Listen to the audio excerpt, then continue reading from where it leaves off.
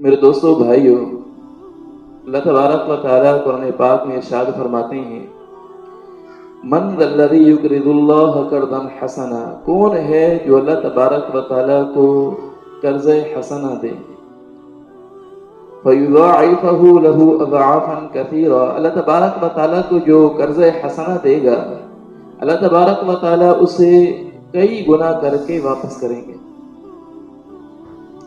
یہ آیات جب اتری ہیں تو ایک انصاری صحابی رضی اللہ تعالیٰ عنہ انہوں نے حضور صلی اللہ علیہ وسلم سے یہ آیت سنی تو وہ دوڑتے دوڑتے حضرت ابو دحداح رضی اللہ تعالیٰ عنہ ان کے پاس گئے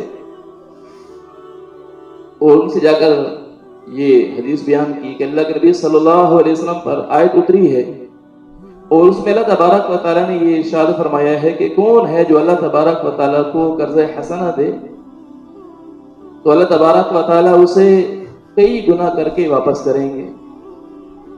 حضرت ابو دحداح رضی اللہ تعالیٰ عنہ نے جب یہ آیت سنی دوڑے دوڑے حضور صلی اللہ علیہ وسلم کی خدمت میں حاضر ہوئے اور آ کر عرض کیا یا رسول اللہ، ابھی مجھے پتہ چلا ہے کہ آپ کے اوپر یہ آیت اتری ہے اور آپ نے یہ ارشاد فرمایا ہے کہ اللہ تبارک و تعالیٰ ارشاد فرما رہے ہیں کہ جو آدمی اللہ تبارک و تعالیٰ کو قرض حسنہ دے گا تو اللہ تبارک و تعالیٰ کئی گنا کر کے واپس کریں گے۔ کہا جی یا رسول اللہ کے نبی صلی اللہ علیہ وسلم نے ارشاد فرمایا ہاں واقعی ایسی آیت اتری ہے۔ تو عرض کرنے لگے یا رسول اللہ، کیا میں اگر اللہ تبارک و تعالیٰ کو قرض دوں یعنی اللہ تبارک و تعالیٰ کی رضامندی کے لیے مال کو خرچ کروں تو آپ میرے ساتھ اس بات کا وعدہ کرتے ہیں کہ آپ مجھے یعنی اللہ تبارک و تعالیٰ مجھے کئی گنا کر کے واپس کریں گے؟ ہاں بالکل اللہ تبارک و تعالیٰ کا وعدہ ہے اس بات کا۔ تو کہا کہ اچھا کیا اللہ تبارک و تعالیٰ اس مال کے خرچ کرنے پر اللہ تبارک و تعالیٰ میری مغفرت فرما دیں گے، مجھے جنت دیں گے؟ اللہ کے نبی صلی اللہ علیہ وسلم نے فرمایا ہاں اللہ تبارک و تعالیٰ تمہیں جنت عطا فرمائیں گے۔ کہا یا رسول اللہ، کیا میری بیوی کو بھی جنت ملے گی اس بات پر؟ اللہ کے نبی صلی اللہ علیہ وسلم نے ارشاد فرمایا ہاں تمہاری بیوی کے لیے بھی اللہ تبارک و تعالیٰ کی طرف سے جنت کا وعدہ ہے۔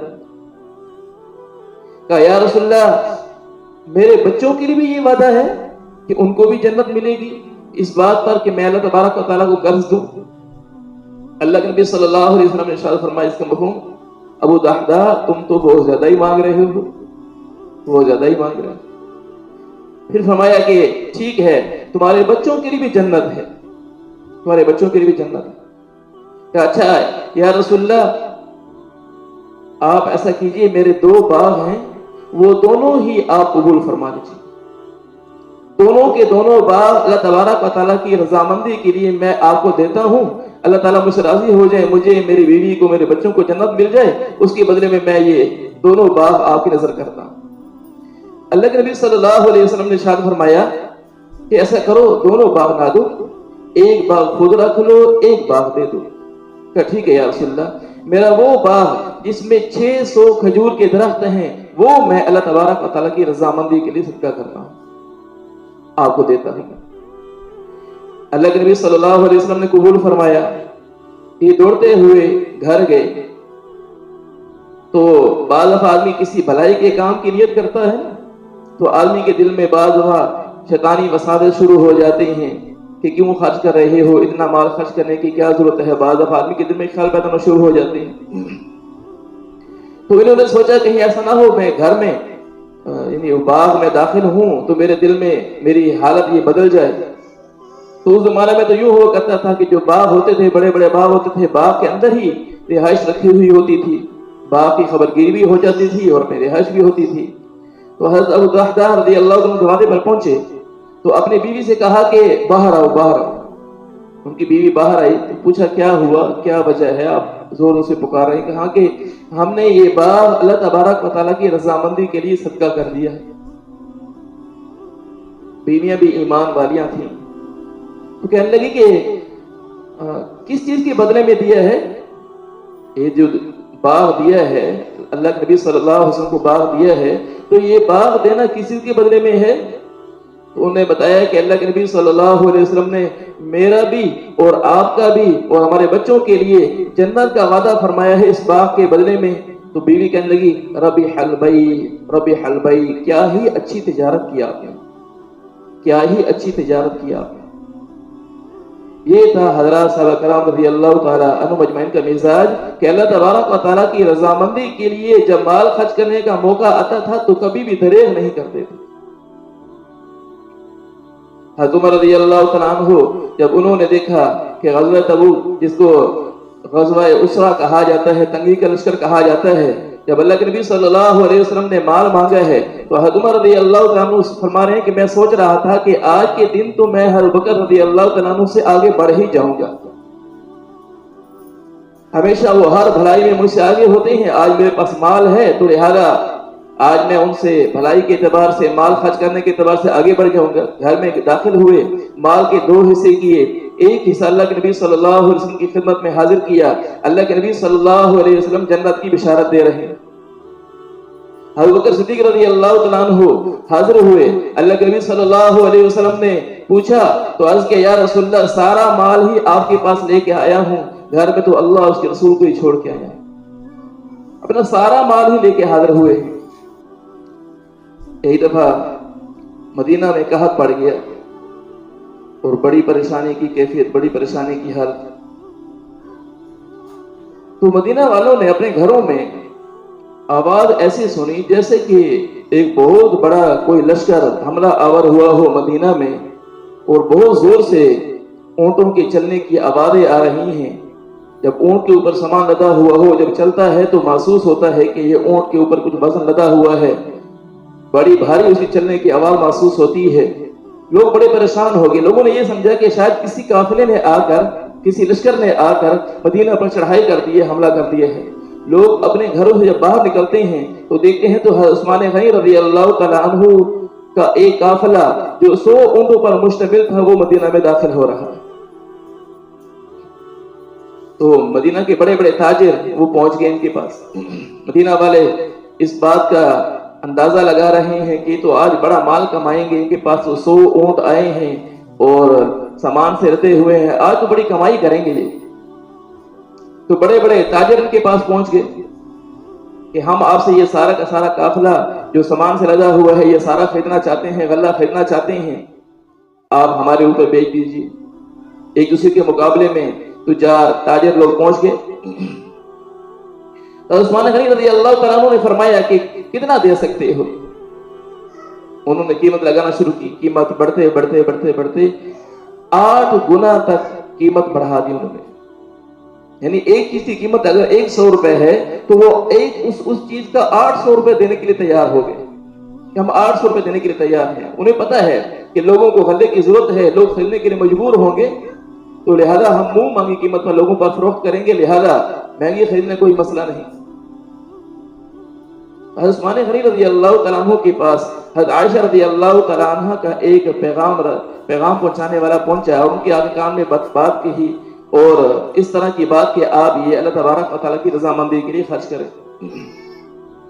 تو حضرت عثمان غنی رضی اللہ تعالیٰ عنہ نے ان سے فرمایا، تاجروں سے فرمایا کہ ایک تاجر ایسا ہے جو مجھے تمہارے اس سارے کے ساتھ جو تم نے قیمت لگائی ہے اس سب سے بڑھ کر کئی گنا بڑھ کے مجھے دینے کے لیے تیار ہے۔ تو سارے تاجر ایک دوسرے کا منہ دیکھنے لگے کہ یہ کیسے ممکن ہے، اتنی بڑی بڑی قیمت ہم لگا رہے ہیں، ہم سے بڑی قیمت لگانے والا مدینہ میں کہاں سے آ گیا؟ تو عثمان غنی رضی اللہ تعالیٰ عنہ نے فرمایا کہ تم گواہ رہو، میں سارے کے سارا قافلے کا جو غلہ ہے یہ میں فقراء پر تقسیم کرتا ہوں۔ اللہ تعالیٰ کے یہاں ادنا درجہ جو اس کی رضامندی کے لیے اس طرح مال خرچ کیا جاتا ہے اللہ تبارک و تعالیٰ 700 گنا تک بڑھا کے عطا فرماتے ہیں۔ تم گواہ رہو میں یہ سارا غلہ اللہ کی رضامندی کے لیے خرچ کرتا ہوں۔ یہ تھا حضرات صحابہ کرام رضی اللہ تعالیٰ عنہ مجمعین کا مزاج کہ وہ اللہ تبارک و تعالیٰ کی رضامندی کے لیے کیسے خرچ کرتے تھے۔ تو حضور صلی اللہ علیہ وسلم کے زمانے میں یہ ایک عام مزاج ہوا کرتا تھا خرچ کرنے کے اعتبار سے، سخاوت مزاجوں میں عام تھی۔ اللہ کے نبی صلی اللہ علیہ وسلم کی حدیث مبارکہ ہے، آپ صلی اللہ علیہ وسلم نے ارشاد فرمایا کہ سخی آدمی اللہ کے قریب ہے، لوگوں کے قریب ہے، جنت کے قریب ہے۔ سخی آدمی اسے اللہ بھی محبت فرماتے ہیں، اللہ کے بندے بھی محبت فرماتے ہیں، اور فرمایا کہ یہ سخی آدمی جنت میں داخل ہوگا، اور فرمایا کہ بخیل آدمی وہ اللہ سے دور ہے، وہ بندوں سے دور ہے، اور وہ جہنم سے قریب ہے۔ کہ بخیل آدمی وہ جب مال خرچ کرنے میں بخل کرتا ہے تو بخل کرتے کرتے جو فرائض ہے ان میں بھی کوتاہی شروع کر دیتا ہے۔ سخاوت کی ادنا سے ادنا مقدار، سخاوت کی ادنا سے ادنا مقدار فرض زکوٰۃ کو ادا کرنا ہے۔ صدقہ فطر ہے، جیسے کہ یہ کفارے کا معاملہ ہوتا ہے، اس طرح کی جو چیزیں ہیں جو ضروری چیزیں ہیں، جو فرض ہیں، فرض فرمایا سخاوت کا ادنا درجہ زکوٰۃ کی ادائیگی ہے، اس میں بھی کوتاہی ہو رہے ہیں۔ فرمائے اس سے آگے درجہ مال کو خرچ کرنے کا، اس پر تو اللہ تبارک و تعالیٰ کیا کچھ عطا فرماتے ہیں۔ قرآن پاک میں اللہ تبارک و تعالیٰ فرماتے ہیں وَأَنفِقُوا مِمَّا رَزَقْنَاكُم مِّن قَبْلِ أَن يَأْتِيَ أَحَدَكُمُ الْمَوْتُ فَيَقُولَ رَبِّ لَوْلَا أَخَّرْتَنِي إِلَىٰ أَجَلٍ قَرِيبٍ فَأَصَّدَّقَ وَأَكُن مِّنَ الصَّالِحِينَ۔ اللہ تبارک و تعالیٰ ایمان والوں کو ارشاد فرما رہے ہیں کہ جو اللہ تبارک و تعالیٰ نے تمہیں رزق دیا ہے، یعنی مال وغیرہ اللہ تبارک و تعالیٰ نے تمہیں عطا فرمایا ہے، تو تم اس مال کو خرچ کرو اس دن کے آنے سے پہلے، کہ جس دن میں یعنی قیامت کا دن آئے گا، اس قیامت کے دن کے آنے سے پہلے اور اس سے پہلے موت ہے، اس موت کے آنے سے پہلے تم اپنے مالوں کو اللہ تبارک و تعالیٰ کی رضامندی کے لیے خرچ کر دو، ورنہ کیا معاملہ ہوگا؟ فَيَقُولَ رَبِّ، جب یہ قیامت کے دن اللہ تعالیٰ کے سامنے حاضر ہوگا، جب یہ دیکھے گا کہ میری ناکامی کا فیصلہ ہو چکا ہے اور میرے لیے جہنم کے فیصلے ہو رہے ہیں، تو اس وقت یہ بندہ کیا آرزو کرے گا؟ کہے گا یا اللہ مجھے تھوڑی سی مہلت دے دیجیے، مجھے تھوڑی سی مہلت مل جاتی ہے یا اللہ تو میں واپس جا کر فَأَصَّدَّقَ، میں آپ کی رضامندی کے لیے صدقہ کروں گا، وَأَكُن مِّنَ الصَّالِحِينَ، اور میں صالحین میں سے ہو جاؤں گا۔ یا اللہ آپ مجھے موقع دے دیجئے کہ دیکھ رہا ہوگا بندہ کہ وہاں صدقات اللہ تبارک و تعالیٰ کی رضامندی کے لیے خرچ کرنے پر اللہ تبارک و تعالیٰ کیا کچھ عطا فرما رہے ہیں، صالح بننے پر، نیک بننے پر، اللہ تبارک و تعالیٰ کی رضامندی کے کاموں میں اپنی زندگی کو گزارنے پر اللہ تعالیٰ کیا کچھ عطا فرما رہے ہیں۔ حقیقت کی آنکھیں کھلے گی، پھر کہے گا یا اللہ مجھے تھوڑی سی مہلت تو دے دیجیے۔ وَلَن يُؤَخِّرَ اللَّهُ نَفْسًا إِذَا جَاءَ أَجَلُهَا، اللہ شاہ فرماتے ہیں جب کسی آدمی کی موت کا وقت آ جاتا ہے تو پھر معاملہ مؤخر نہیں ہوتا، پھر یہ نہیں کہ بندے کو موقع ملے، آن کی آن میں بندہ گھر سے نکلتا ہے سامان لینے کے لیے، پتہ نہیں ہوتا ایک دم گھر کے اندر میت پہنچ جاتی ہے۔ ہم میں سے کس کو یقین ہے کہ ہم نے اتنا عرصہ باقی رہنا ہے؟ کسی ایک کو بھی تو پتہ نہیں۔ آنے کے بارے میں تو ہمیں پتہ ہے کہ ہم اتنے سال گزر چکے ہیں، ہم دنیا کے اندر آئے ہیں، لیکن ہمیں جانے کے بارے میں تو کچھ بھی خبر نہیں ہے۔ تو دوستو بھائیو، جو نعمت اللہ تبارک و تعالیٰ نے عطا فرمائی ہے، اس کو اللہ تبارک و تعالیٰ کی رضامندی کے کاموں کو ڈھونڈ کر وہاں خرچ کرنے کی کوشش کرنی چاہیے۔ تو حضور صلی اللہ علیہ وسلم کے زمانے میں ایک عام مزاج تھا مال خرچ کرنے کا۔ مسلمان تو مسلمان، کافروں کا بھی کیا مزاج ہوا کرتا تھا مال خرچ کرنے کے اعتبار سے۔ تو ایک واقعہ آتا ہے، عربوں میں سے ایک شخص تھا، تو غالباً ایک سرداری تھا، تو وہ سفر میں چل رہا تھا، تو چلتے چلتے ایک مقام پر پہنچا، ایک جھونپڑی دیکھی، تو وہاں پتہ کیا تو وہاں ایک عورت تھی، اس سے کہا کہ مجھے بھوک لگی ہے، کچھ کھانے کے لیے ہے؟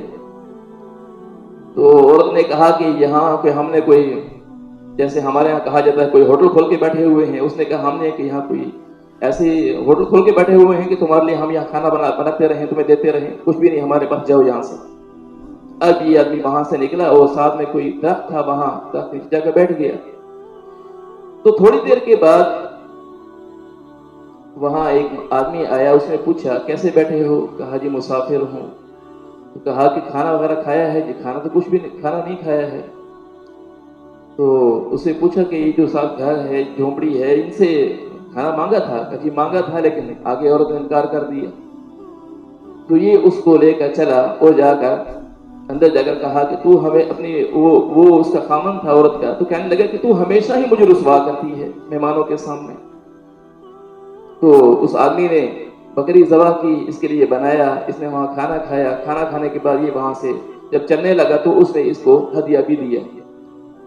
जब ये वहाँ से चला तो आगे चलकर चलते चलते एक मकाम पर पहुंचा, दोबारा भूख लगी, खाने का वक्त हुआ, तो एक जगह फिर इस तरह का ही मकान कुछ मिला। तो उनसे जब खाना मांगा तो औरत ने कहा कि आओ आओ, मेहमान तो अल्लाह के रहमत होते हैं, मेहमान तो बड़े खुश नसीबों को मिलते हैं। तो वो उस औरत ने उसको बिठाया, उसके लिए खाना तैयार किया। जब उसके सामने खाना रखा, बकरी ज़बह की औरत ने, और उसके सामने खाना रख दिया। जब खाना खा रहा था, थोड़ी देर के बाद एक आदमी आया, उस औरत का खामद आया। उसने आकर पूछा ये खाना कैसे? कहा जी मैं मुसाफिर हूँ, यहाँ आया था तो इस औरत ने मुझे खाना दिया। तो वो अपनी बीवी पे गुस्सा हो गया, तुमने उसको खाना दे दिया, अनजान ने खाना दे दिया, कैसे ये कर दिया तुमने, क्यों किया मामला? गुस्सा पे होना शुरू कर दिया। तो इस आदमी ने, यानी आदमी जोर जोर से हंसने लगा। तो उसने कहा कि हंस क्यों रहे हो? और गुस्सा आ गया, हंस क्यों रहे हो? तो इसने कहा कि मैं जो पहले मामला देख के आया, तो पहले एक घर में मैं रुका हूँ और वहां मैंने एक मामला देखा, तुम्हारा मामला उसके बिल्कुल बरक्स है। तो मैं इस बात मुझे हंसी आ रही है कि वहां औरत कंजूस थी, बुखल बखील थी और उसका खामन सखी था, और यहाँ देखता हूँ कि औरत जो है वो सखी है, उसका खामन बखील है। यहाँ बिल्कुल बरक्स मामला देख रहा हूँ। उस आदमी ने कहा तुम्हें पता है वो कौन थे? क्या नहीं पता नहीं। कहा जो वहां औरत थी वो मेरी बहन है और ये उसकी बहन है।